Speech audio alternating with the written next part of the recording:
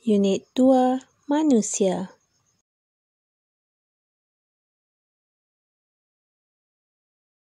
Organ pernafasan manusia.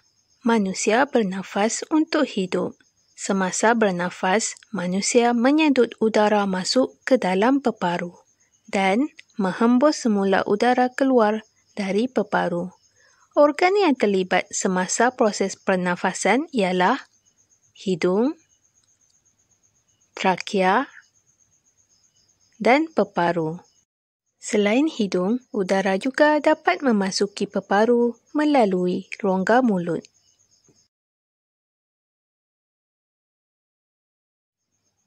Saiz peparu kiri lebih kecil berbanding dengan saiz peparu kanan kerana jantung berada di sebelah kiri.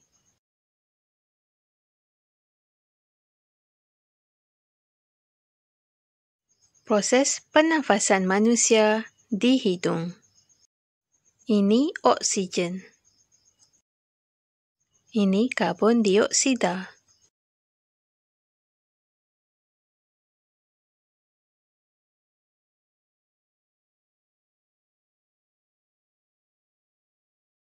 Proses pernafasan manusia di trakea.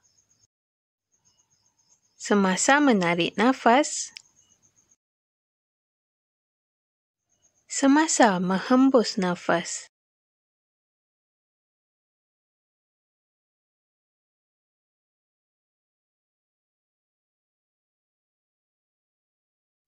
Proses pernafasan manusia di peparu.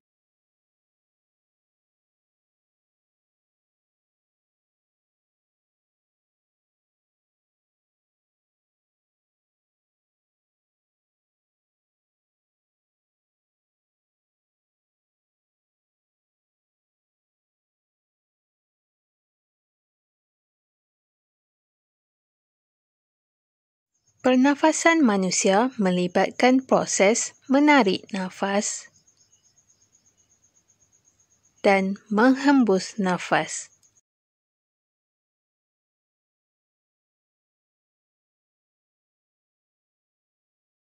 Laluan udara semasa menarik nafas, hidung, trakea,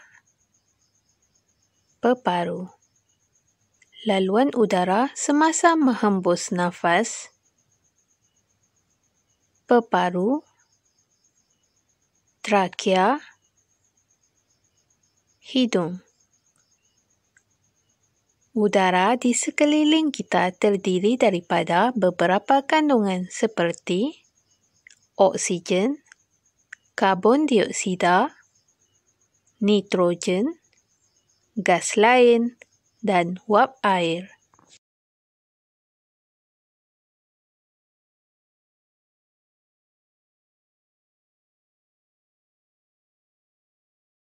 Kandungan oksigen dan karbon dioksida semasa pernafasan. Terdapat perbezaan kandungan oksigen dan karbon dioksida yang disedut masuk dan dihembus keluar. Semasa menarik nafas, udara yang disedut masuk mengandungi lebih oksigen berbanding dengan udara yang dihembus keluar. Semasa menghembus nafas pula, udara yang dihembus keluar mengandungi lebih karbon dioksida berbanding dengan udara yang disedut masuk.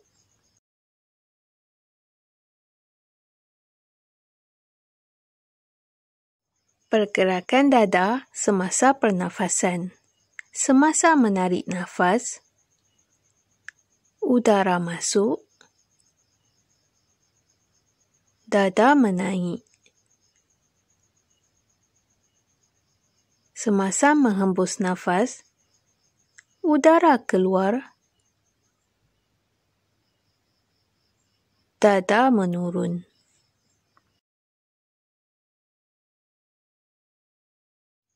Kadar pernafasan. Kadar pernafasan ialah bilangan pergerakan dada naik dan turun dalam 1 minit. Ia bergantung pada jenis aktiviti yang dijalankan.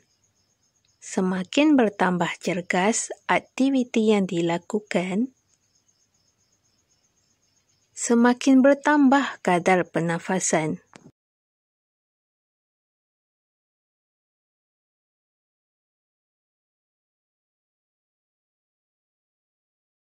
Terdapat 3 kategori kadar pernafasan: rendah, sederhana, dan tinggi.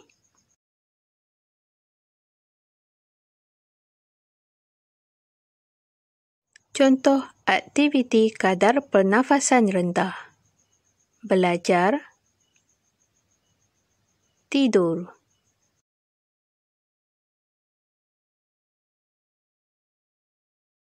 Contoh aktiviti pernafasan sederhana: menyapu lantai, menyiram bunga.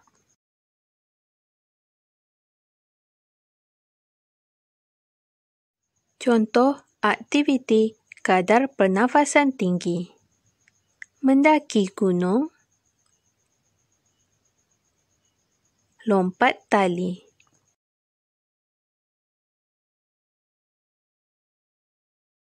Situasi yang memberikan kesan baik terhadap pernafasan: berbasikal di taman, berkebun.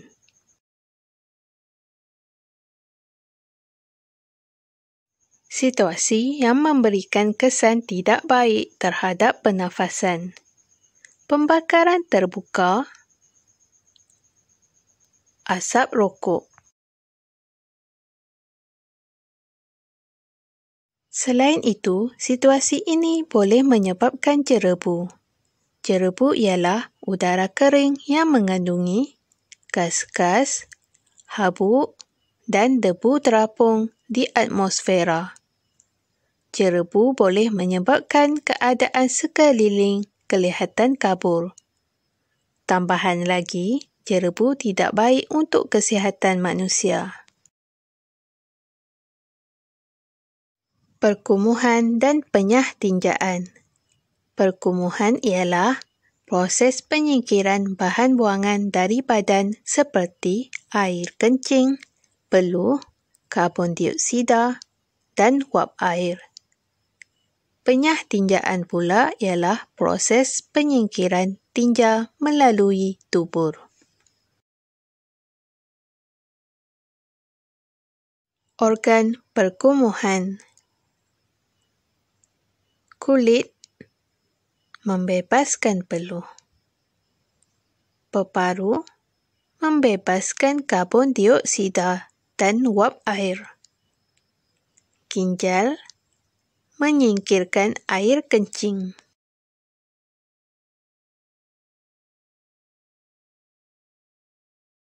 Organ penyah tinjaan: dubur. Makanan yang tidak tercerna semasa proses pencernaan akan menjadi tinja. Proses menyingkirkan tinja berlaku melalui dubur.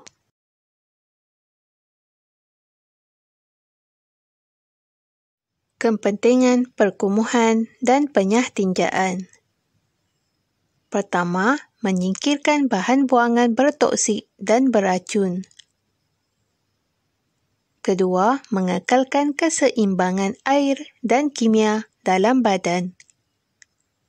Ketiga, mengawal suhu dan pH badan.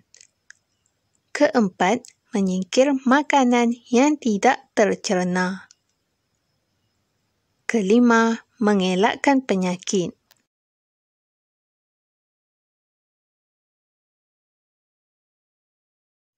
Gerak balas terhadap rangsangan. Manusia bergerak balas terhadap perubahan keadaan persekitaran. Rangsangan ialah perubahan keadaan persekitaran. Gerak balas ialah tindakan yang dilakukan terhadap rangsangan.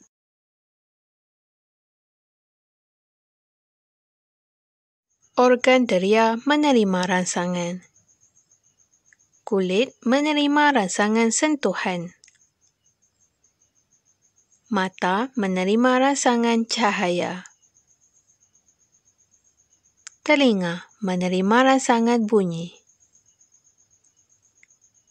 Hidung menerima rangsangan bau. Dan lidah menerima rangsangan rasa.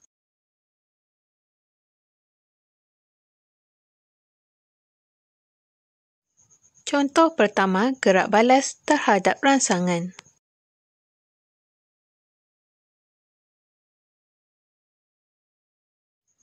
Rangsangan, bau bunga. Gerak balas, menghidu bau bunga.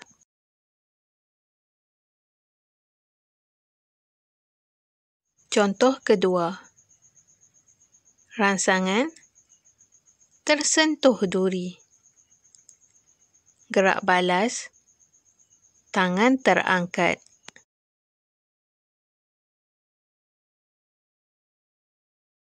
Contoh ketiga, rangsangan, bunyi petir. Gerak balas, terkejut.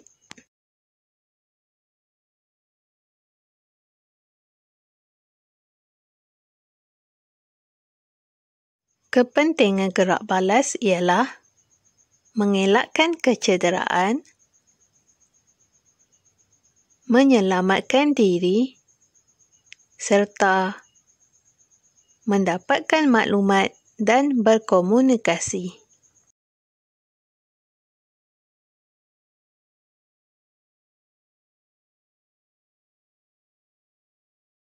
Tabiat yang mengganggu gerak balas ialah meminum arak,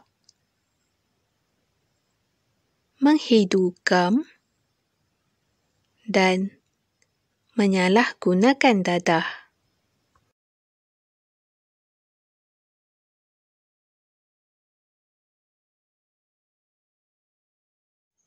Arak. Arak ialah sejenis minuman beralkohol yang boleh menyebabkan seseorang menjadi mabuk. Ia boleh mengganggu organ deria peminum arak. Oleh sebab itu, gerak balas menjadi lambat apabila menerima rangsangan.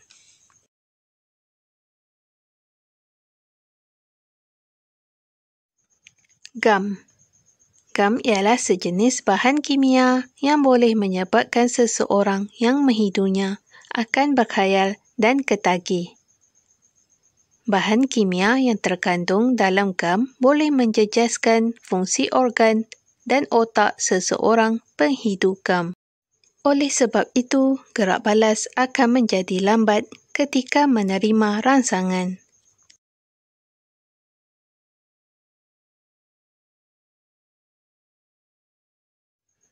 Dadah.